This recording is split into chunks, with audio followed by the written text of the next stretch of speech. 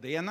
Laipni aicināti uz šo sarunu par laimi, par labklājību, par ekonomiku. Un šajā diskusijā mēs risināsim mūsdienās tādu nedaudz sarežģītu jautājumu, vai laikos, kad ekonomiskās izaugsmes mums tā īsti nav, vai ne īpaši ir, vai izaugsme ir iespējama un vai ir vajadzīga, vai augt šajos laikos, vai nē, un vai to nosaka tikai un vienīgi ekonomiskās vērtības, vai nē. Nu, šodienas diskusiju mēs esam aicinājuši Asnati Rancāni, grupas Tautumeitas līderi, Andri Biti, Latvijas darba devēja konfederācijas vadītāju, Vitniju Saldavu, uzņēmuma Meta reģiona politikas vadītāju, un Normundu Staņeviču, labāko uzņēmumu vadītāju Latvijā. Varbūt sāksim ar ļoti vienkāršo jautājumu. Kas tad ir laime jūsu definīcijā viena teikuma ietvaros? Varbūt Asnāte. Labdien visiem! Man liels prieks, ka esmu uzaicināta šodien mugurā ar burmanu laimi Tautumeitu Krekliņš, un es saprotu, tas ir viens no iemesliem, kāpēc arī esmu uzaicināta. Kas ir laime?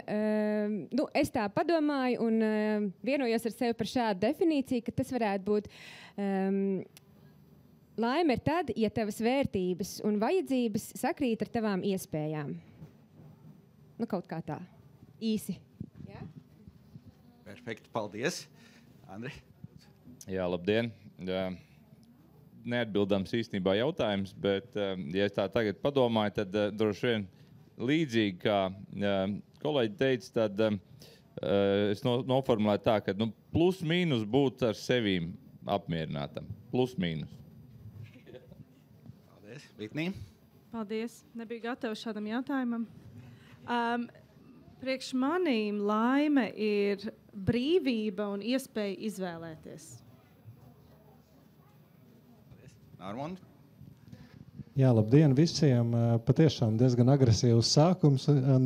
Droši vien, kad es patiesībā nekas cits neatliek kā pievienoties visiem iepriekš teiktajiem, jo patiešām tas, ko arī Vitnī teica par iespēju izvēlēties, atbilstību vērtībām, un tas, kad ir drošība par nākotni, droši vien nosaka manu laimes līmeni. Paldies, Normund.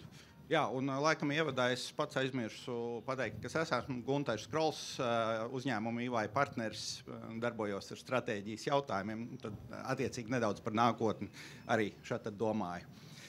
Varbūt tad nākošais jautājums. Vai šajā laimes formulā ir kaut kāds elements arī ekonomiskajiem aspektiem, naudai? Vai tas ir svarīgi vai nav, lai cilvēki, sabiedrība būtu laimīgi? Normand, varbūt tu gribi sākt. Jā, droši vien, kad bez naudas ir diezgan grūti būt laimīgam, bet pastāv kaut kāds līmenis, kas jau ir arī zinātniski pierādīts, pēc kura šī pievienotā vērtība, ko cilvēks gūst tādai laimei, ir ievērojami mazāka kā tam, kas pienāk klāt monetāri. Un Amerikā tie bija $75,000 gadā, pēc kura šis papildus katrs dolārs nenes tik lielu laimi kā līdz tiem 75,000. Tātad varētu teikt, ka šajā gadījumā Amerikā $75,000 gadā ir laimes līmenis, kurš ir nepieciešams, lai runātu par pārējo. Bet es domāju, kopumā tomēr šis brīvība, sabiedrības iesaiste un komūna veido ārkārtīgi lielu lomu kopējā laimē. Un tas, kad cilvēkam instinktīvi vienmēr ir vairāk bail kaut ko zaudēt, nekā prieks par kaut ko iegūt. Un tāpēc es domāju, ka nereti mēs skatāmies uz to, kā veselības aprūpe vai sociālais dienests ir ārkārtīgi būtisks, lai mēs kā sabiedrība justos droši, un tas, lai šī komūna, kurā mēs dzīvotu, mēs justos droši un atbilstu tām vērtībām, kuras arī ir man. Paldies. Vitnī?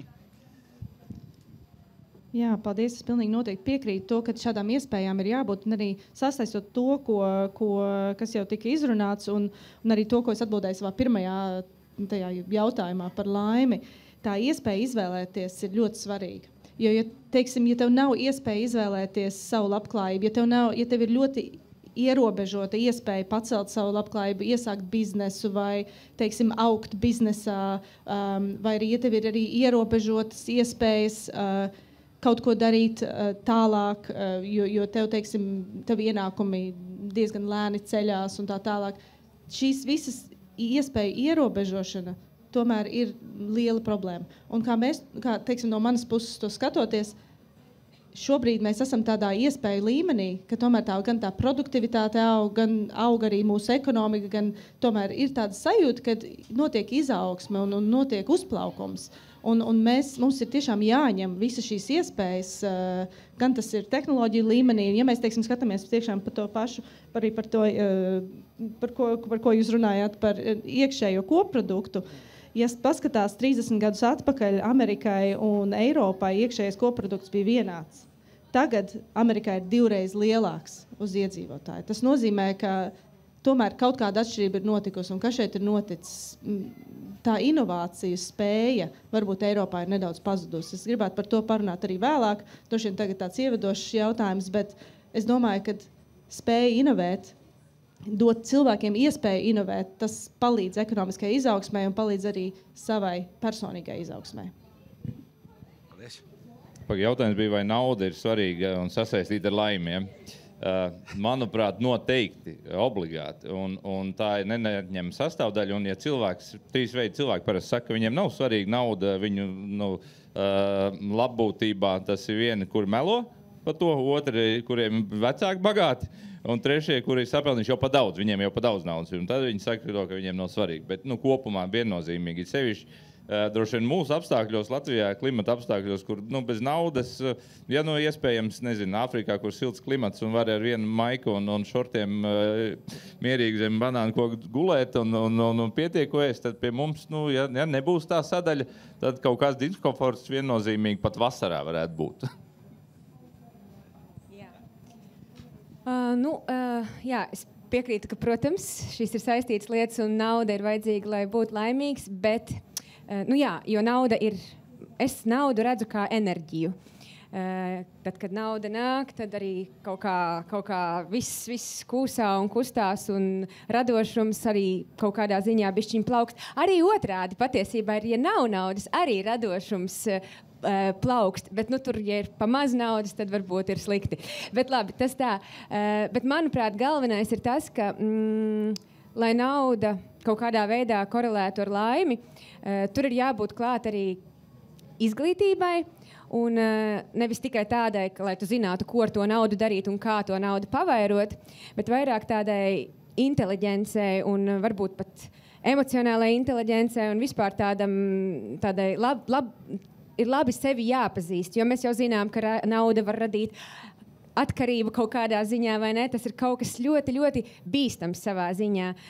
Tā kā, ja būtu tāda viena skaidra atbilde, kā tikt pie naudas, un jo vairāk naudas, jo mēs būsim laimīgāki, tad es domāju, jā, mēs šeit nebūtu un par to nerunātu.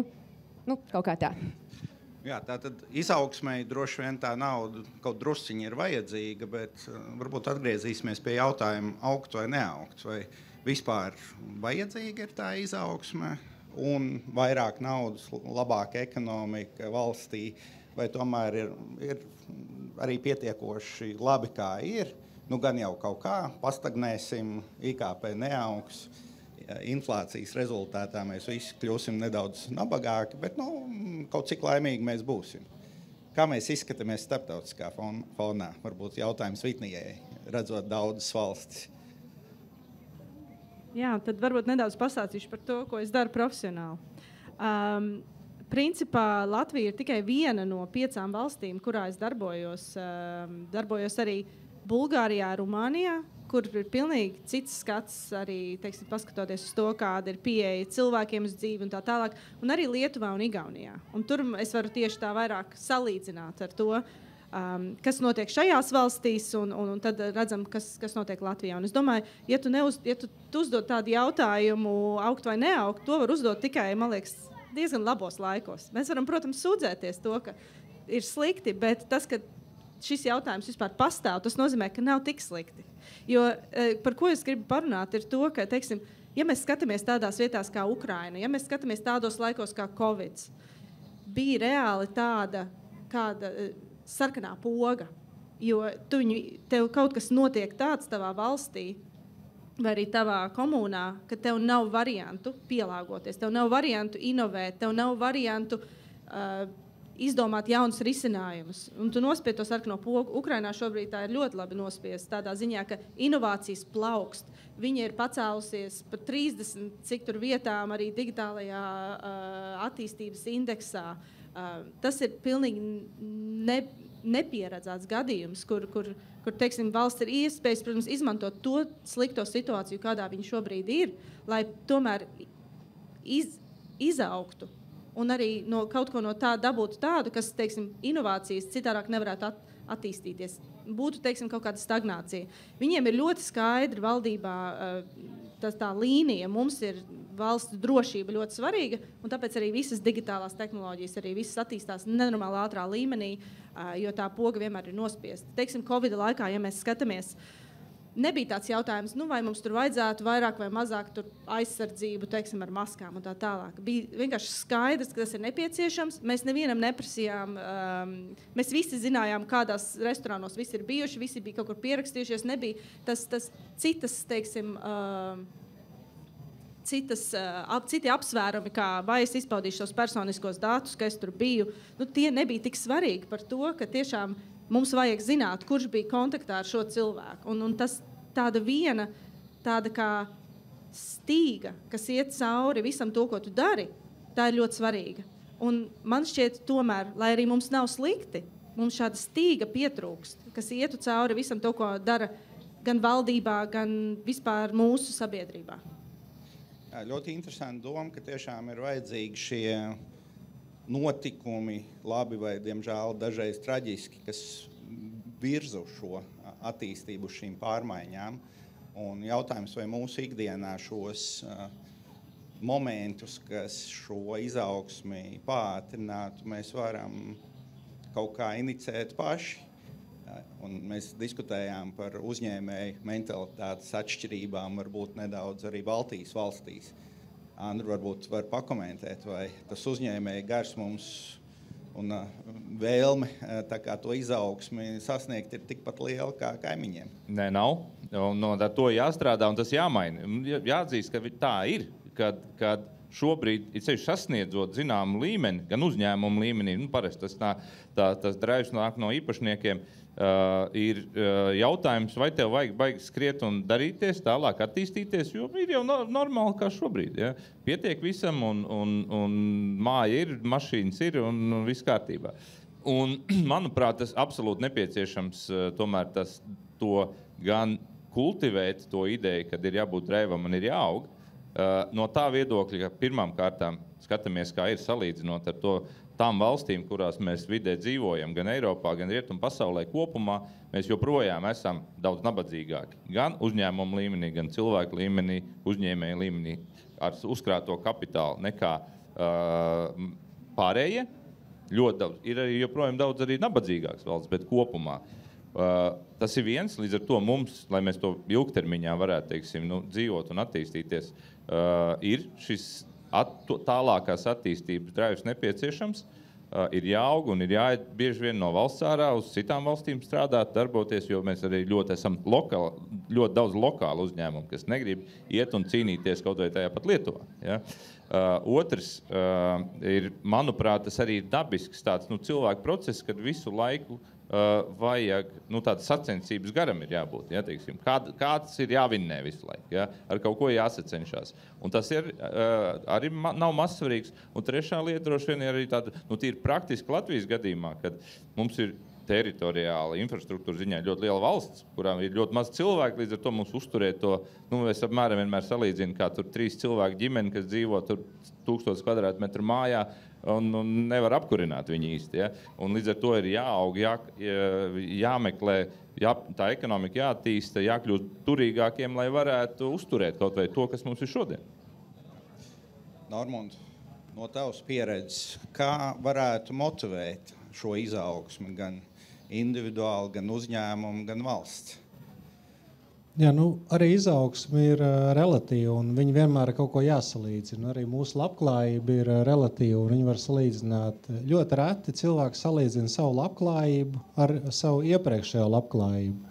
Tad arī grūti droši vien iedomāties šādu diskusiju 90. gados, ka mēs šeit sēdētu un runātu par izaugsmi. Bet mēs ļoti bieži salīdzinamies ar mūsu kaimiņu valstīm, ar vairāk attīstītām rietumu valstīm.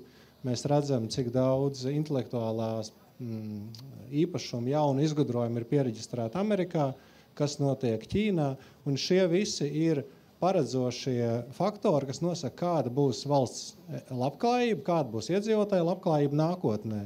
Jo nākotnes labklājība ir atkarība nevis no tā, kas tiek darīts šodien, bet ko mēs ieguldam nākotnē. Un droši vien šajā brīdī ir vairāk jārunā par to, kādā veidā mēs šo nākotnes labklājību veidojam, kā mēs viņu mēram un par ko mēs viņu mēram. Un šeit jau vēsture daudz pasaka priekšā. Šajā brīdī, manuprāt, kas notiek, ir ļoti daudz, kas salīdzināms ar Pirmo pasaules karu, kur mēs varam redzēt, ka tajā brīdī attīstījās dzelzceļš, tajā brīdī attīstījās tvaika kuģi, tajā brīdī attīstījās telegrāfs. Šobrīd mums attīstās mākslīgais intelekts, kurš tajā brīdī kolonijas no kolonizētajām valstīm sadalīja vēl vairāk, tieši pateicoties šai tirdzniecībai. Šobrīd valsts, kurās vairāk ir attīstīta digitalizācija, aug straujāk, tur notiek lielāka šī attīstība un pievienotā vērtība tiek veidot nekā tajās, kur tas nav. Līdzīgs stāsts Pirmajā pasaules kara laikā. Pirms tam bija šis straujais globalizācijas izaugsme pateicoties zelta standarta ieviešanai, kas ievērojami atviegloja visu tirdzniecību. Šobrīd mums ir kriptovalūtas, kas atkal mēs varam runāt par šo universālo valūtu izlīdzinošo, kura ir.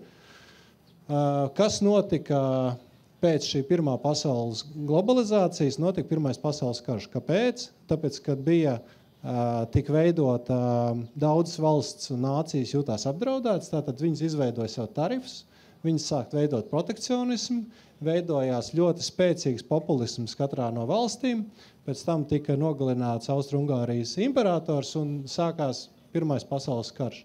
Es teiktu, ka diezgan daudz paralēlus mēs varam savilkt arī ar šodien, kas mums notiek pasaulē.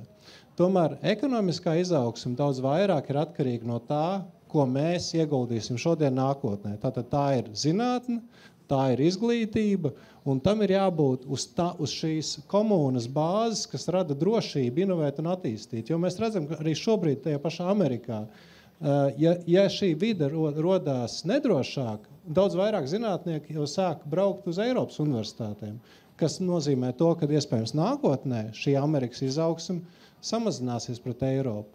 Un mums Latvijā, es teiktu, patiešām šī ir unikāla iespēja, ko mums ir jāizmanto, lai veidot šo kopīgo stīgu, uz kā pamata mēs ieguldam šodien nākotnes labklājībai. Paldies. Un taisnība ir, ka Latvija ir maza un Latvijā ir ērti paeksperimentēt ar jauniem risinājumiem. Un ļoti lielu efektu var panākt ļoti ātri, pagriežot to kuģi citā virzienā, un tas ir daudz vieglāk nekā daudzām citām valstīm, kuras ir kā liela kuģi smagnēji un izkustināt ir grūti.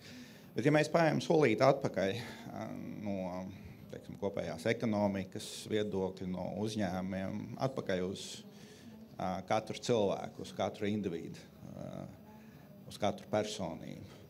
Jautājums Asnātei, vai kas būtu jādara, lai individuālā līmenī šo izaugsmi veicinātu katrs un ik viens? Vai ir kāds maģiskais veids, kā pieburt to izaugsmi?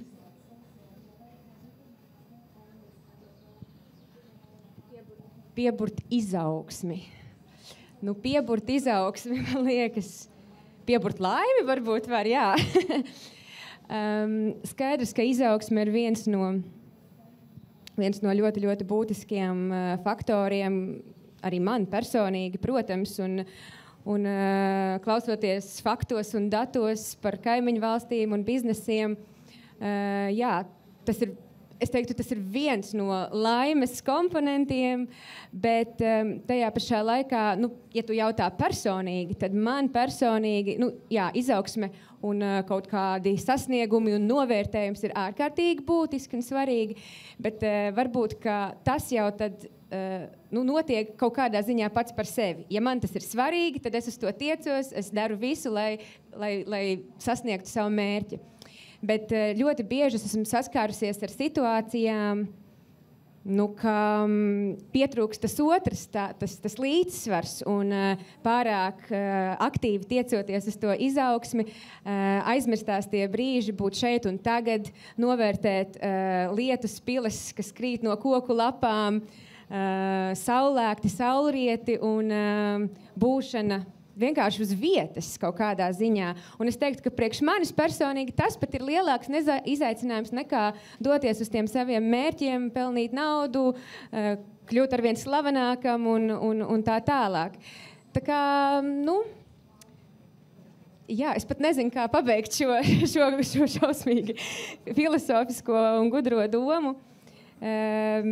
Pieburt mūsdienās, man liekas, ka tas ir kļuvis par tādu skaistu apzīmējumu kaut kādām mūsu rīcībām un domām. Jā. Paldies. Tātad izaugsme ir vajadzīga, lai nonāktu pie laimes, un tas ir tikai viens no elementiem, kas ir nepieciešams. Andri, kā tavuprāt varētu veicināt izaugsmi? Ja mēs konstatējam to, ka mums viņa pietrūkst, mēs it kā plus mīnus esam uz to, ja, kad pietrūkst. Jā. Un kā to vairāk aktivizēt? Viens, manuprāt, lieta, kas strādā pie mums, bet ļoti maz tiek izplatīta, tomēr to labo piemēru tāda daudzināšana, popularizēšana un arī pašiem tiem, kam ir tas izdevies, arī nedzīvot pieticībā un tā klusībā. Es tur daru savu īstenībā diezgan foršu darbu un attīstos un visu, bet tiešām pašam stāstīt, rādīt un vilkt iekšā tajā draivā arī citus. Mēs, teiksim, savā biznesā, savā nozarē tiešām parādījām, ka no tās diezgan depresīvas un grūtas nozares var dabūt to draivu arī ārā. Un ievilkām ļoti daudz vēl iekšā jaunus spēlētājus tajā. Līdz ar to tas ir viens, manuprāt, no veidiem, kā to darīt. Ja? Piespiest to darīt droši vien nevar, ja? Jo mums parasti, davai uzliksim, ja neattīstīsies, uzliksim varbūt tev vēl nodokli kādu virsmu.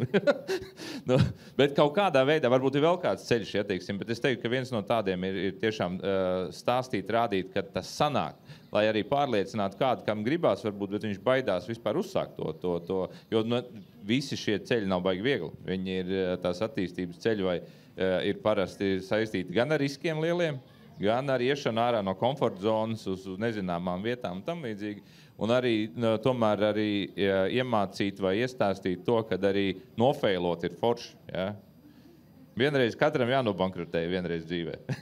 Tas būs uz citas skatuves vēlāk. Vitnī. Tad es arī piebildīšu par to pašu jautājumu, kā tad mēs varētu veicināt to izaugsmi. Un es piekrītu, ir labi, ja uz kādu var paskatīties un teikt, jā, es gribu tā. Viena no tādām valstīm varētu būt Ukraina, ir arī daudz cits kā Izraēla. Es, protams, runāju tagad par tādu digitālo jomu.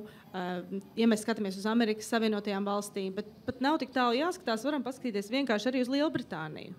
Ko viņi, teiksim, tur dara digitālā un inovācijas un izaugsmes veidā, principā, šobrīd viņi nebaidās, kā teica, viņi nebaidās to status quo, teiksim, pamainīt. Viņi nebaidās izkāpt ārā no komforta zonas, pat tādās lietās, kas jau tik sen eksistē. Teiksim, mēs, ja paskatāmies ne tikai Latvijā, bet arī Eiropas Savienībā, ir ļoti daudz visādas novecojuši regulācijas, likumi un tā tālāk, kas principā nekalpo. Tu pieminēji mākslīgo intelektu, un ir tādi koncepti kā GDPR, kas neatiecas vairāk uz šo tehnoloģiju, bet mēs mēģinām uzspiest to virsū un nesanāk, un neviens no tā nav priecīgs.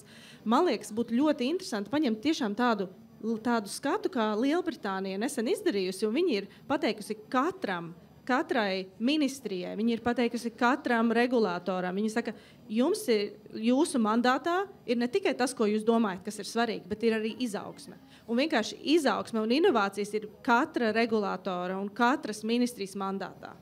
Tas ir svarīgi visiem. Tas nav tā, ka par izaugsmu tagad ir atbildīgi tikai ekonomikas ministrija, un mēs pārējie visi varam turpināt darīt to, ko mēs darījām līdz šim. Es atvainojos, ka tā aizies to valdības, to tādu pusi, bet, ja padomā, ka tas ir tas, kas mūs visus ietekmē. Mēs tomēr dzīvojam valstī, kur ir arī savi likumi, un ja ir kaut kādi ierobežojumi vai likumi, tas mūs ļoti ietekmē. Tāpēc ir jāmeklē arī šajos augstākajos līmeņos tādu kā domāšanas maiņu, teiksim, tādu kā tādu lielāku reformu, nevis kā tikai nelielu tur pamainīt regulu šurp un tur, bet ir jādod tā stīga, ir jādod arī visiem tiem pārējiem un saka, šī izaugsme vai ekonomiskā izaugsme, ja mēs izvēlamies to kā to stīgu, tad tā ir tā, kam ir jāiet cauri visam, ko jūs darat.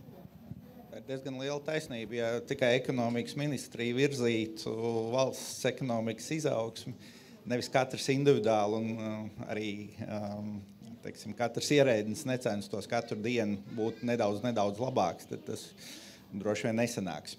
Bet interesanta tēma, tu pieminēji par šo komforta zonu, ja mēs tā novērojam, tad komforta zona daudziem ir Latvijā tā kā pašiem mēģināt cīnīties, pašiem kaut ko sasniegt, kur pretī pat mūsu kaimiņiem vairāk ir tāds komandas darbs. Viņi labprāt sadarbojas, labprāt kopā dara, un diezgan bieži tomēr izaugsmē ir vajadzīgs šis multiplikātor tāds efekts, lai tomēr komanda strādātu, lai šī sadarbība būtu.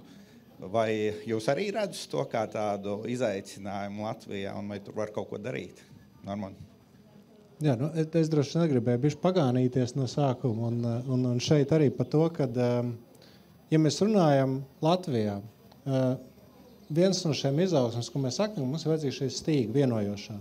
Un ja mēs paskatāmies to pašu Igauniju Lietuvu blakus, tad patiesībā runājot arī ar investoriem, tu bieži var teikt, kas ir lēšiem, piemēram, kas viņiem ir forši. Viņiem baigi labā pārtiks ražošana diezgan labi, ir veiksmīgi arī šis pakalpojumu servis attīstīts. Skaidrs, tātad mēs varam šos biznesus attīstīt, pārējā ekonomika izaugs apkārt šiem biznesiem un pavilks arī mazos un vidējos uzņēmumus līdz Igauņiem. Tur ir viss šīs digitālie risinājumi dažādi. Tur var teikt, ka viņi iet pa viļņiem, bet, kā mēs zinām, visi iet pa viļņiem. Ir kaut kāds ritms, kad ir veiksmīgāk, mazāk veiksmīgāk. Bet atkal ir skaidrs, ka ja pat Amerikas valdības līmenī atsaucās uz Igauņiem kā uz labu digitālo risinājumu, tad ir skaidrs, ka viņiem ir šis zīmols, šis valsts brandings klātesošs, ka mēs runājam par veiksmīgu digitālo. Un tagad ir jautājums. Kad mēs sakam Latviju no biznesa viedokļa, kas ir tas, kas jums pirmais nāk prātā? Zaļš. Zaļš. Tā, vai ne? Un šeit šis ir arī viens no tiem, un droši vien otrs arī paturpinot to jautājumu, ir, lai kaut ko darītu, kaut kas ir jābeidz darīt.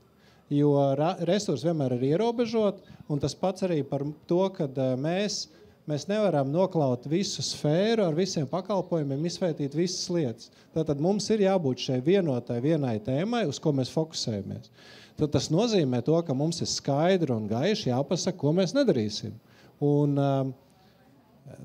iepriekšējos 2 gadus pavadīju valsts darbā strādājot, un es jums varu pateikt, ka tā inerce un tāda pašaizsardzība ierēdniecībai pašaizsargāties un neko sev nenogriezt. Viņi ir fenomenāli. Paldies. Man ir priekšlikums, mēs varētu paskatīties vienu interesantu aptauju slaidos. Mums ir jautājums, kurš ir saistīts ar tādu testu, kas izgudrots pagājušā gada vidū. attiecībā uz labklājības līmeni. Kā tad īsti ir iespējams izmērīt labklājības līmeni, tādas saucamās kantrila kāpnes? Un ir viens īsts jautājums, ko mēs palūgtu jums atbildēt, ir skalā no 1 līdz 10, cik laimīga ir Latvijas sabiedrība. Un šis tests oriģināli bija katram individuāli, tā teikt, cik laimīgs ir katrs individuāli, bet šoreiz mēs šo piemērot uz Latvijas sabiedrību. Ka, viens būtu visbēdīgākā bilde, vistraģiskākā, visbriesmīgākā dzīve, kādu var iedomāties, un 10 ir vislabākā. Un kāds tad būtu šis temperatūras mērījums šodien? Varbūt lūgums tad gan klātienes klausītājiem, gan tiešsaites klausītājiem atbildēt uz šo jautājumu, un tad mēs sapratīsim, kur šobrīd mēs esam.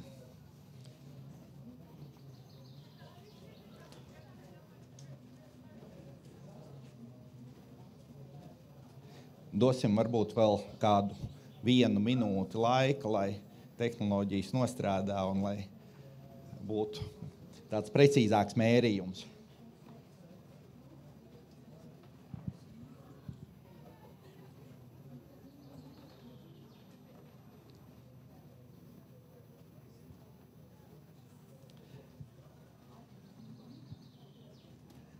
Un kā mēs redzam, jau lēnā garā rezultātos ir pārliecinošs uzvars septītnieks un pārsteidzoši, bet ļoti pozitīvi mums ir arī devītnieki un desmitnieki, kas gan individuālā, gan arī attiecībā uz sabiedrības līmeni ir, protams, izcils rezultāts, ja tas tiešām ir. Varbūt tad jautājums mūsu diskusijas dalībniekiem. Skatoties uz šiem rezultātiem, vai jūs piekrītat vai ticat tam, ko jūs redzat? Ļoti reprezentative survey.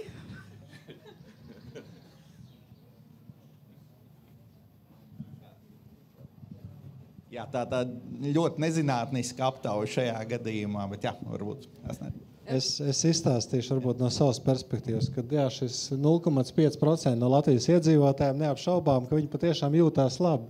Un līdzīgi arī ir tas, ko es teicu par manu iepriekšējo nozaru veselības aprūpu, kad Latvijā, ja tev ir nauda un tev ir telefona numuri visiem profesoriem, Latvijā ir izcila medicīnas aprūpe. Bet droši vien problēma sākās tad, ja tev nav šo telefonu vai tev nav naudas. Un es domāju, ka šeit ir līdzīgs stāsts par to, ka droši vien šeit mēs, tas establishments, kas šeit ir savācies un spriedelē par to, vai mums ir jāaug vai nav, jau tas vien, ka mēs par to runājam, droši vien mums viss ir kārtībā dzīvē.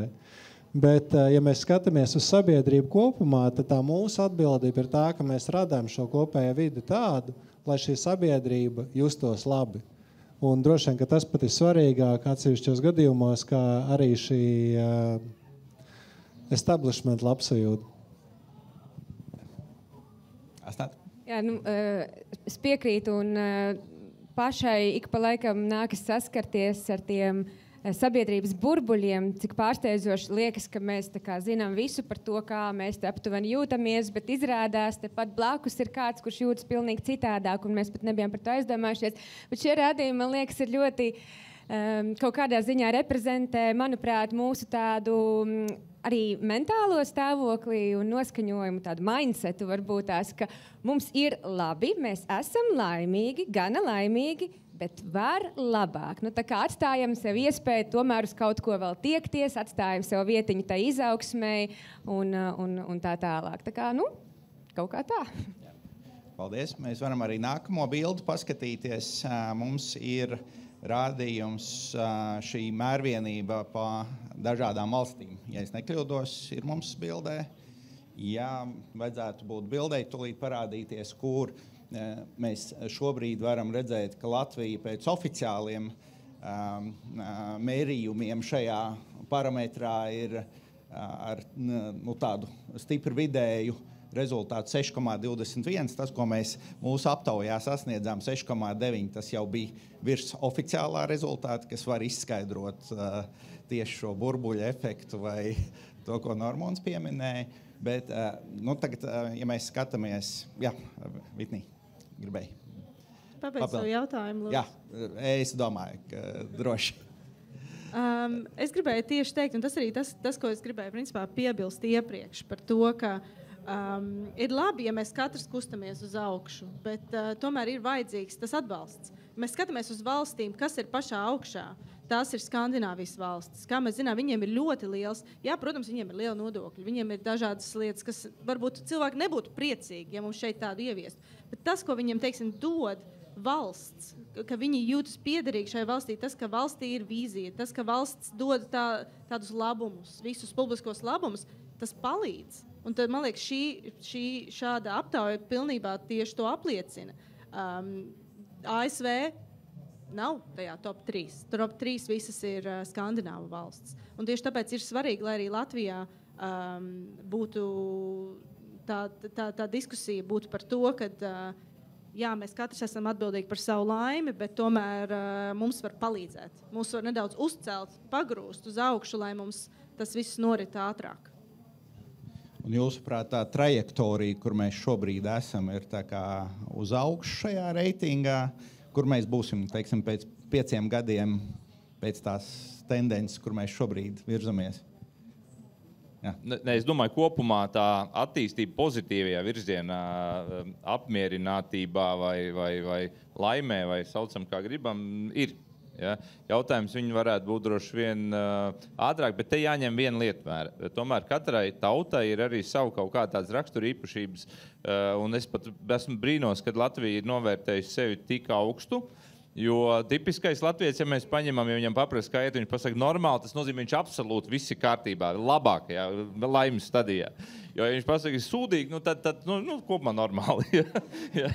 Un, manuprāt, tas jāņem vērā. Ja? Jo daudz, es nezinu, vai Indija šeit atpaliekot nedaudz tikai labi, padaudz, bet tāpatās nesot ļoti zemā līmenī, diez vai tur ir, teiksim, tie apstākļi salīdzinām ar Latviju tam vidējiem cilvēkiem.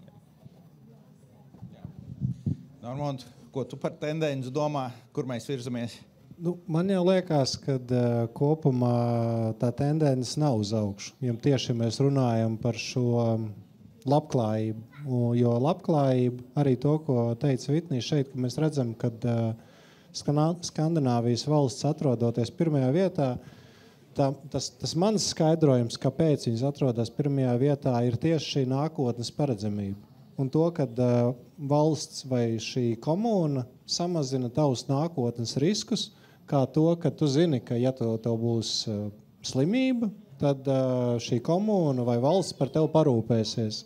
Ja mēs runājam par Ameriku, ļoti daudz, kāpēc viņš šeit nav, es domāju, ļoti daudz zina to, ka ja tev būs traka kaut kāda slimība vai onkoloģija, tev būs tāds medicīniskais kredīts, ko tu nekad vairāk nevarēsi atmaksāt un tu bankrotēsi. Un līdzīgi šeit, ja mēs runājam par biznesa vidi, tomēr, tad ļoti būtisks faktors paredzamība ir šī vide, kurā mēs spēlējam. Tātad nodokļi, noteikumi vispārējais. Un mēs zinām, ka patiesībā Latvijā viņi mainās ārkārtīgi bieži, un viņi neprognozējam. Kas atkal rada šo nedrošību par nākotni, un tādā ziņā gan individuālā līmenī cilvēkiem, gan individuālā līmenī uzņēmumiem šī nedrošība palielinās, līdz ar to šī labklājība vai labbūtība samazinās. Jā. Un tur, Normand, es varu pilnīgi piekrist. Mums arī ir pētījumi par investoru skatījumu uz Latviju un uz visām Eiropas valstīm, kur Latvijas lielākā problēma vai lielākais risks ir, kā reiz pieminēts, iekšpolitiskā neprognozējamība. Tas nav ģeopolitiskais, tas nav kara riski vai kā tam līdzīgi. Tā ir iekšējā neprognozējamība. Jā, mēs varam teikt, nodokļu līmeņi mums ir ļoti labi, konkurētspējīgi, bet tieši neprognozējamība dod to nedrošības sajūtu un, diemžēl, arī aizvirza investīcijas uz citām valstīm. Un, tādā globālākā redzējumā mans viedoklis arī ir, ka tās investīcijas, kas Latvijā nebija ienākušas 5 un 10 gadu atpakaļ, diemžēl, nav radījušas to izaugsmi, kuru ir sasniegušas mūsu kaimiņu valstis. Un, tas koks netika iestādīts tos 5-10 gadus atpakaļ, un tie augļi, diemžēl, arī nav. Tāda maza atkāpa varbūt, bet jā. Atgriežamies pie tendences un prognozes par nākotni. Vitnī. Vēl viena lieta gribēju piebilst. Es pati dzīvoju Polijā. Un principā, droši vien arī daudz redzēja to ekonomistu vāku par Poliju un tā. Tas tur nedaudz tāds skandalos, teiksim tā.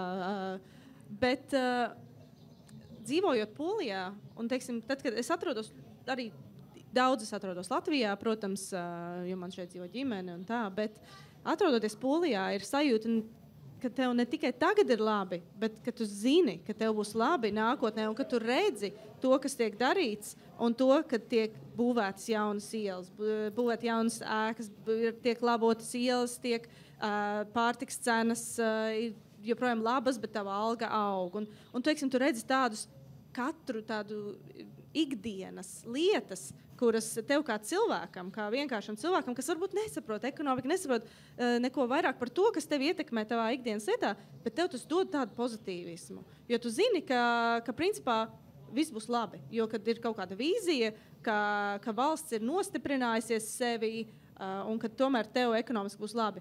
Un man liekas, šeit mēs dodamies atpakaļ uz to jautājumu, ko tu uzdevi pašā sākumā. Augt vai neaugt? Jo ja mēs skatāmies Latvijā, jā, tagad sajūta ir, ka ir labi. Principā ir komfortabli un tā, bet ja mēs šajā pašā situācijā būsim pēc 5 gadiem, es domāju, ka mums tāds rādītājs tik labs gan nebūs vairs. Jo nav variantu augt un uzturēt kaut vai to 6,21. Ir obligāti jāaug. Andris, tavu prognozu nākotnē. Kur mēs virzamies ar šo? Manuprāt, īstenībā ļoti liels jautājums iekšējais, un to, ko var paši tikai labot, ir tas, vai tiešām to draivu paplašinās tādus cilvēku, kas ir gatavi raut tālāk, neskatoties uz to pat jau sasnieguši kādu komfortu savu un savu uzņēmumu, vai arī uzņēmumu darbinieku līmeni, kad vai būs tas draivs plašāks nekā ir šodien, jo jāsaka, lai arī mēs ļoti, esam slaveni ar labu darbu kultūru, bet uzņēmēji mums ir ļoti maz. Ja, un tā ir lieta, jo vairāk viņi būs, jo vairāk, teiksim, mēs šo līmeni, šo attīstību arī dabūsim. Ja. Otra lieta, protams, ir ļoti svarīgi tomēr mūsu gadījumā tā ģeopolitiskais stāsts, ja? Kas notiks apkārt. Ja? Viennozīmīgi tas ir svarīgi, bet manuprāt arī tas ir ļoti sasaistīts ar iepriekšējo sākumu lietu, ka jo vairāk mēs strādāsim uz šo izaugsmi, uz šo savu darbības paplašināšanu un kļūsim turīgāki, jo arī mēs iekšēji pārliecība arī drošāk būsim pret to ārējo problēmu un apdraudējumu. Bet varbūt jautājums ir tikai ambīcijas līmenī, vai katram individuāli uzņēmējam, katram ir šī vēlme augt un attīstīties, vai to mēs varam kaut kā vairāk virzīt uz priekšu.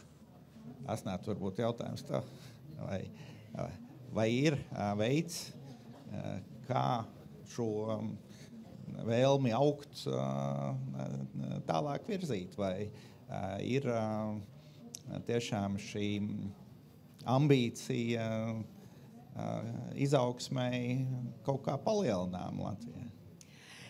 Jā, man liekas, ka pašizpausme katram ir arī ļoti nepieciešama un šī ambīcija uz izaugsmi.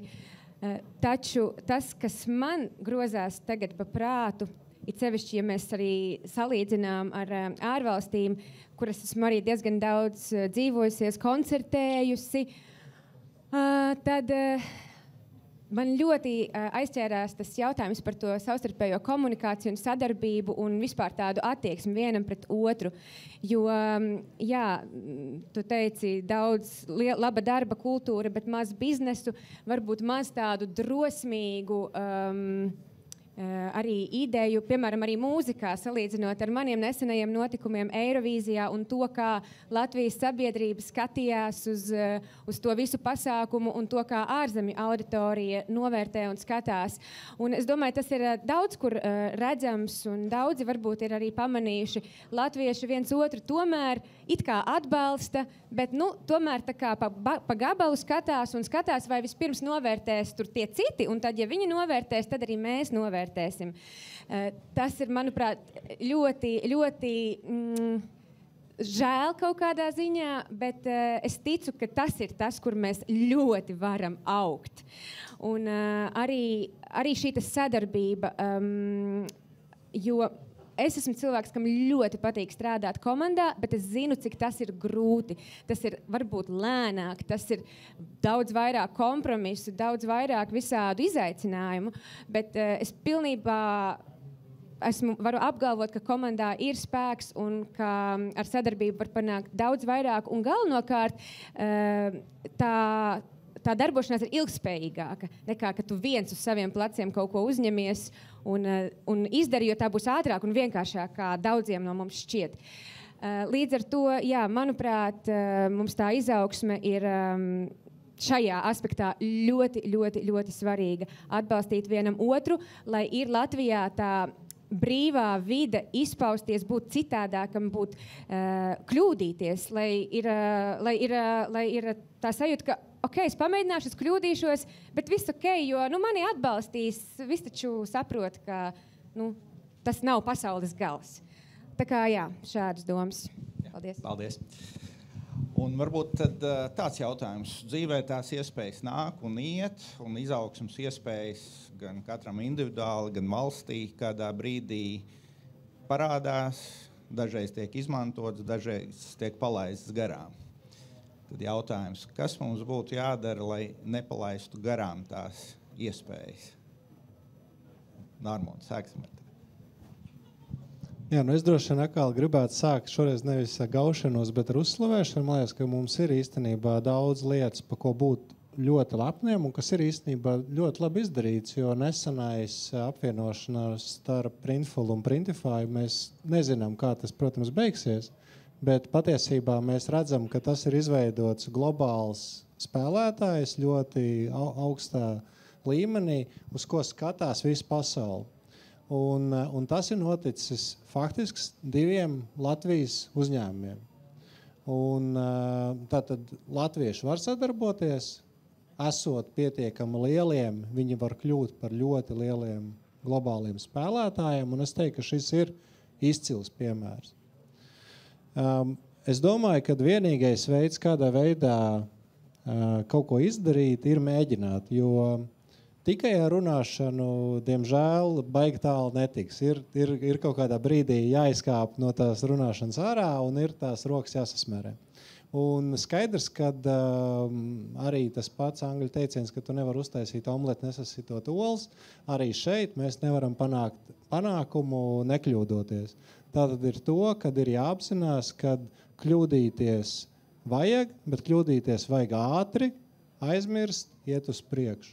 Un tas, kas ir tā mana pieredze Latvijā, ir ļoti bieži tā, ka mēs bieži nofiksējamies tieši uz šīm neveiksmēm, un tad sākam viņas muļļāt un muļļāt un muļļāt un muļļāt, līdz beigās visi depresijā noraizē, tad reku jau Jāņi ir, un pēc tam jau tad tā pati vasara, ko tu pa vasaru neko nedarīs, tad bērns skolā jālaiž, un tad varbūt tad oktobrī tas sanāks kaut ko parunās. Un man liekas, ka no šitā ir jātiek prom, kad tā kā vienkārši sākam darīt. Vitnī, kā nepalaist garām iespējas? Noteikti vēl viena lieta, ko es esmu ievērojis, ir tas, ka daudziem ir sajūta, ka viņi ir vieni, ka tikai viņi tā domā, vai arī tikai, es esmu viens, ko tad es varētu izdarīt. Tas ir gan individuālā līmenī, man liekas, patiesi, gan arī, teiksim, tādā valsts līmenī, jo ļoti bieži runājot ar kādiem birokrātiem un tā tālāk, kas ir tas, ko es daru katru dienu. Tāpēc paldies, ka uzaicinājāt man uz diskusiju, ka šeit nav neviena, gandrīz nav valdības acis un nav jārunā šeit ar valdības pārstāvjiem. Tāpēc ļoti to novērtēju, paldies. Bet, teiksim, skatoties tā, ka valsts, viņi arī domā, ka viņi ir vieni. Jo es ļoti bieži runāju, un viņi saka, jā, bet mēs esam tikai Latvija, mēs esam tikai maziņi, kuri mūsu Eiropā klausīsies. Un tas ir diezgan skumji to dzirdēt, jo, principā, lietuvieši un igauņi nav tik atšķirīgi.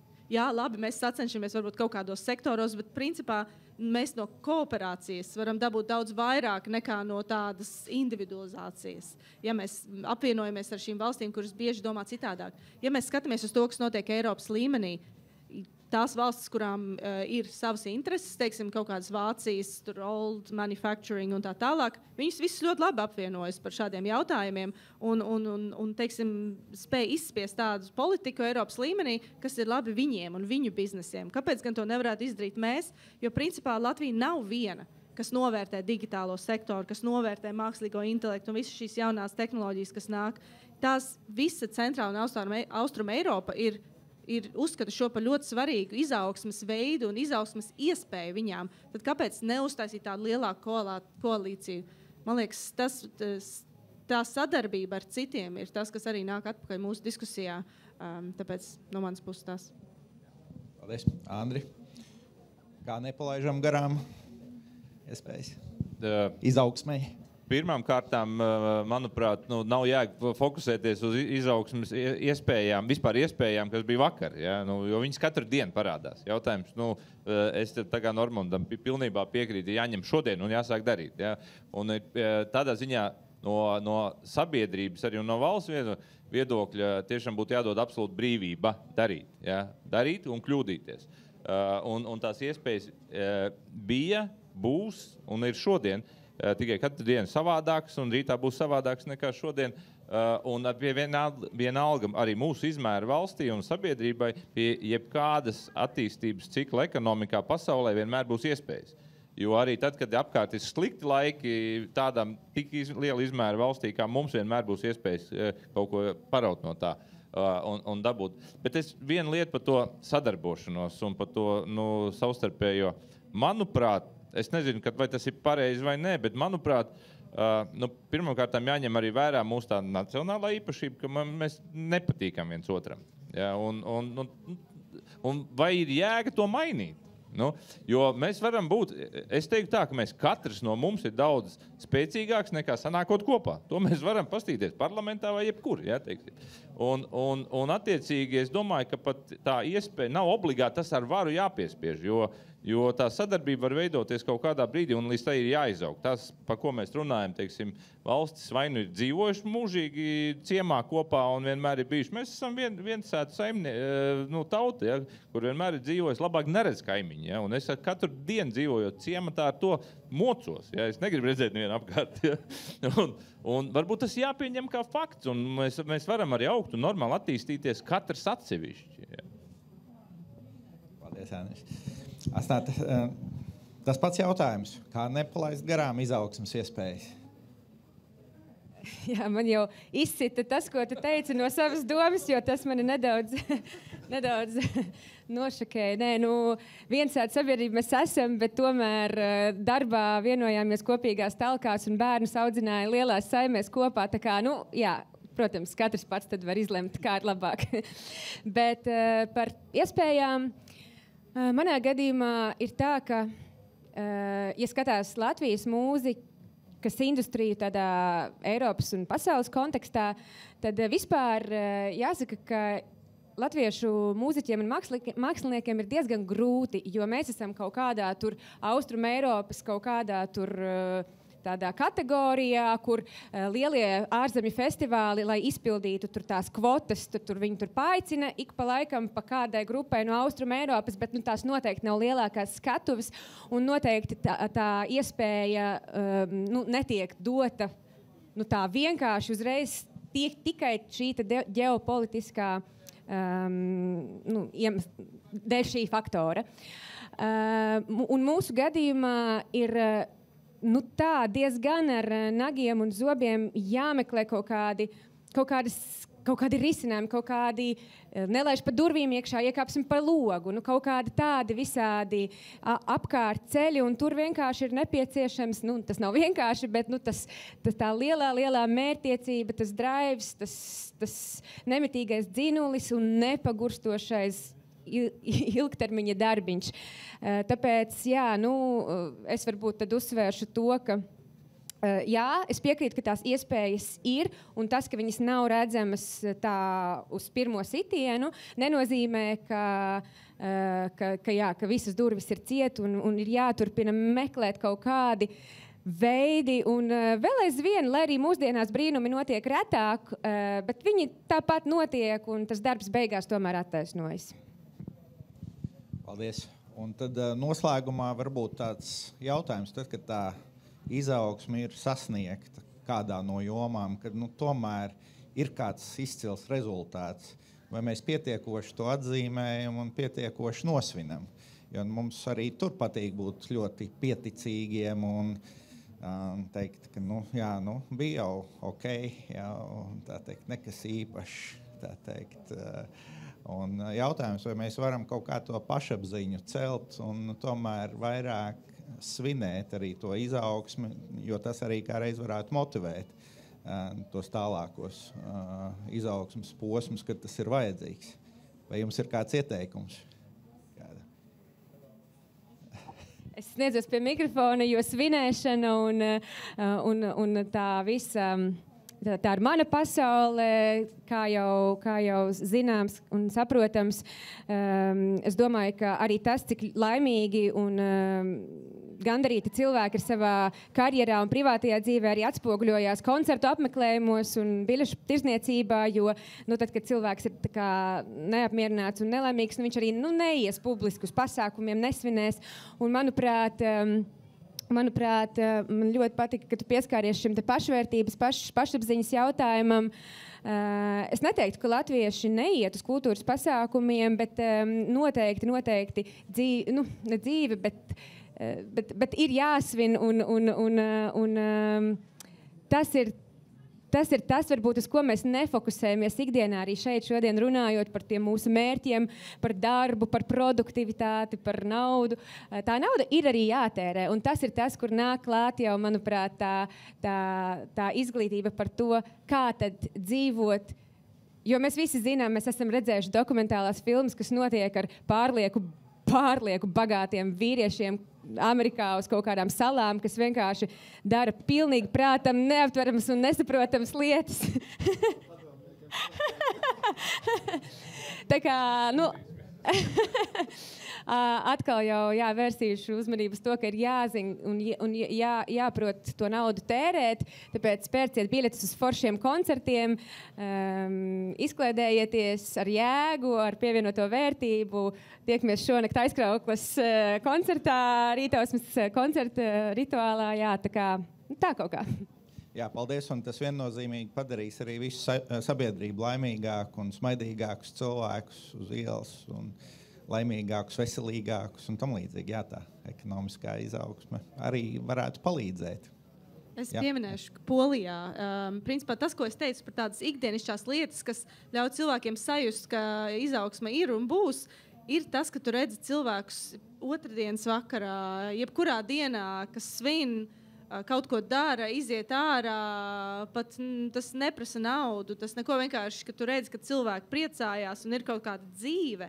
Un tas tev arī dod tomēr, ka tu redzi, ka kāds cits ir priecīgs vai kāds cits kaut ko dzīvi dzīvo, tad tev pašam šķiet, ka tomēr arī būs labāk arī man. Bet ja tu staigā pa ielām un tur nav neviens un viss ir drēgnas un laiks ir kā šorīt no rīta, tad droši vien grūtāk. Bet mēs esam šeit. Jā. Ko lai saka, tad divi no mūsu sarunas dalībniekiem pieminēja ļoti interesantu tēmu, ka nevar tikai runāt, jāķerās pie darbiem. Tā kā mēs esam sarunu festivālā, tad laikam uz šīs nots noslēgsim un ķersimies klāt pie darbiem, lai to izaugsmi veicinātu Latvijā. Paldies jums!